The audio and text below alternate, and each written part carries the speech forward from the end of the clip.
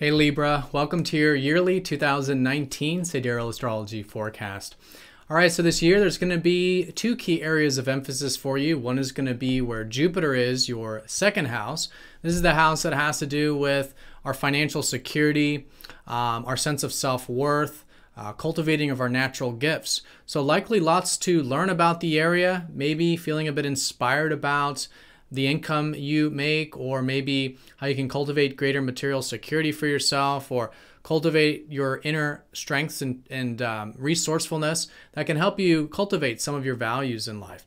Now, along with this, Saturn, Pluto, and the South Node are going to be in your third house. So the area of transformation this year and the area where you can be working hard at will likely be involving things like learning, some of you reading, writing, others maybe communication. Really good time to really take that area seriously. Anything that's practical in your life, really good to build slowly and steadily. Also your perspective and how you think about things, while at the same time releasing some maybe patterns or thinking patterns or fears associated with the area to help empower it. So along with that, Uranus is going into Aries here around April for good. So for the next 5 years, there'll likely be some new and different things involving relationships for you. So really good to mix up that area, flip it upside down, revolutionize it, change it up, and listen to that excitement involving those one-to-one connections. All right, so let's take a look at all of this here in more detail when we return.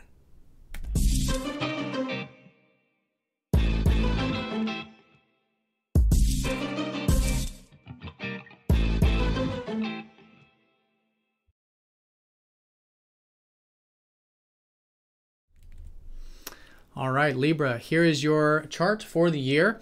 Now we are using the outer planets here for this yearly reading. So if you want a more detailed look at the fast movers, do check out the daily forecast that I do. But here with the outer planets, this will give us a good general look at the overall year for you. All right, and also notice too, for those of you new to the channel, you'll likely see that the constellations are different sizes here. That's because we're using a different method of the signs of the Zodiac system called True Sidereal Astrology.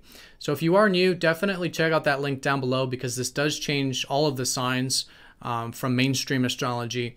And so you do want to make sure you're watching this for your sidereal signs. In other words, you want to make sure that in your sidereal chart, you do in fact have your sun, moon, or ascendant in Libra. All right, so let's go ahead and take a look at this for January, Libra, starting with the eclipses, because we have a lot going on in January, and it really sets the tone and the stage for the rest of the year. Looking at the eclipses on January 5th, we do have a solar eclipse here in your third house. So this is again that house of using your mind, whether it's through learning or communication or these practical things that I think you're taking seriously and likely have been last year as well. But now it's good to just sit with the energies and really be observant if there are any patterns here involving this area. Observing if there are any patterns associated with your thinking or practical side, any patterns involving communication or learning, really rational, practical stuff. And just be aware of those, because that's really as far as we need to go with the South Node. It's a very spiritual energy, very spiritual solar eclipse of being observant of these patterns and thoughts and perspectives. And as we do that, we'll naturally release a lot of this sort of these cycles, these patterns associated with the area. So this can be very freeing and very liberating. As we do the inner work, we may be releasing some external things in this sector as well.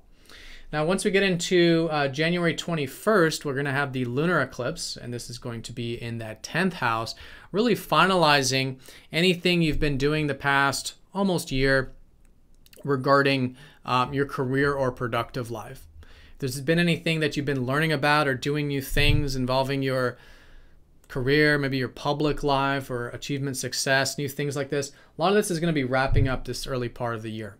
So great to do this, maybe a final status check with it, final integration, final developments. And in April, once we get to April, the nodes are the North Node's going to finish your 10th house, which could also mean a finalization with the career productive sector. Now, where things are going to be shifting in April with the North Node is going to be in Gemini, your 9th house. So April onward, but specifically in July, you may notice some new things where you might feel like trying some new adventurous things. Some of you may be doing new things about travel or adventure or long distance matters. Maybe some of you learning new things regarding philosophy or spirituality or higher learning. Really good time to explore this stuff. So it's all about exploring your more broader and adventurous and spirited side, as there's so much emphasis here on your practical area. And that's what the nodes are about, is really finding that balance between the two. Because in order to, really take care of the practical stuff, we do need freedom and spirit and adventurousness and inspiration in our life. And also vice versa, in order to have that inspiration and freedom, we do need to maintain our responsibilities with the practical side to life. So really good to find this balance, particularly in July. But yeah, setting some new intentions maybe with some of that expansive stuff early in July could be great.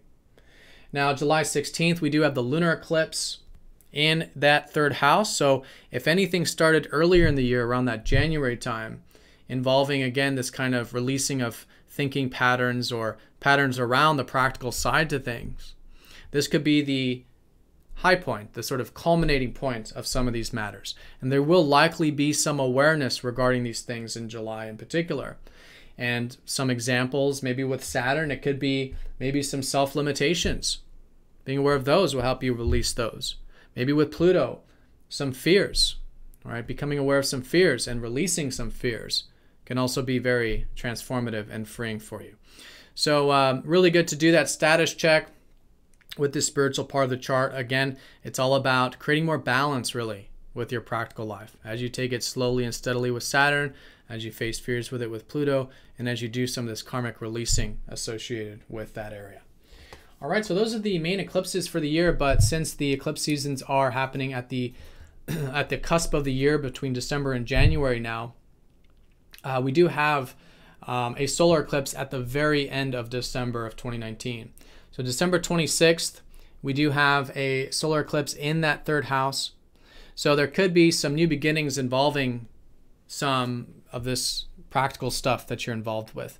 And now it's going to be involving Jupiter, because in November, you're going to probably notice that it's not just more on that serious energy with Saturn and Pluto and the South Node. There's November onward, there's going to be a bit of inspiration likely. Maybe an open mind, open willingness to learn, maybe feeling a bit inspired to do some of that writing or reading. And it just kind of has that more jovial kind of energy to it, combining with the more grounded energy with it. So the December 26th solar eclipse at the very end of the year could be a new beginning with this area, in terms of while you not only do that releasing there could be maybe this new path, this newfound spirit, a newfound inspiration involving this learning sector, practical sector, communicative sector of the third house. All right, so let's go ahead and back up to January, because like I said, January is a very important month. And so not only do we have those eclipses there, this is also where we start the two aspects for the year. So this is going to be Jupiter squaring up to Neptune, January onward, and then also Saturn sextiling Neptune. So a lot of emphasis on Neptune this year with these two aspects. And so this might place an emphasis on your self-expression. Nothing new here though. It's really been maybe the past 10 years roughly, if you felt this importance of really listening to your inner guidance regarding your self-expression or regarding your passions. And in fact, some of you may even have dreams and ideals about your passions or what might be a passion of yours. And so really good to be aware of that and really ground and work on these dreams and ideals, because squares to Jupiter can be very constructive, and they're not really like squares with other planets where it can be more uncomfortable. This is more about the natural tendency might be to want to escape or hide away in some of these dreams collectively. But with the square, it's all about setting the intention and working with it constructively. So what are some things you can do this year to really build some of these ideals and dreams regarding your passions or things you're passionate about? And what can support you in that process is Jupiter. Jupiter in your second house all the way up until November this year is going to give you a bit of open-mindedness regarding your self-reliance, regarding the material security, and your self-worth, self-value, also learning a lot about your natural gifts and abilities. So all of this exploring of your inner and outer resources can give you some opportunities here. And so it's good to follow through with them. Sometimes with Jupiter, again, in a square, we might just get a bit lazy with it, just feeling a little dreamy with it, not like getting into it. But again, use the square, because this can be a very constructive year for you financially, materially, but internally with your self-worth, self-value, self-reliance, that as you work with that square can be very, very constructive. All right, so along with this, the Saturn sextile Neptune starting in January is the support that as you are doing this work with the more practical things this year, this can be directly supporting your self-expression. So again, what are some grounded practical things you can do regarding your self-expression or some of these passions that I think you will notice a bit of workflow with? There is that concretizing energy, that more stabilizing energy that's taking place there for your passions or things you're passionate about. All right, so that takes us to the last most important thing of the year, which is going to be Uranus going into your 7th house of relationships around April. So what this is finalizing around April is Uranus's transit of your 6th house.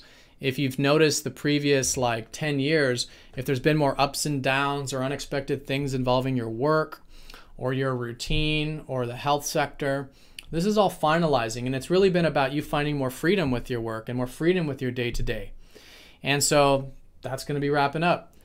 Where Uranus is going is in your 7th house of relationships for the next 5 years. And so April onward, really good time for mixing up your relationship sector, trying new things with it, meeting new and different people, having more freedom in your existing relationships, and your new relationships will probably be more geared towards freedom and this kind of thing. And so listen to your excitement here. I think it's a fantastic year for mixing up that energy moving forward. All right, so Libra, have a fantastic year. Thank you for watching. Now on the page, there is a 20% discount on the personal readings if you do want a personal look at the year for you. But thank you so much for all of your support with all of your likes, comments, and shares with these videos. And yeah, I'll see you all next time for the daily forecast. Take care.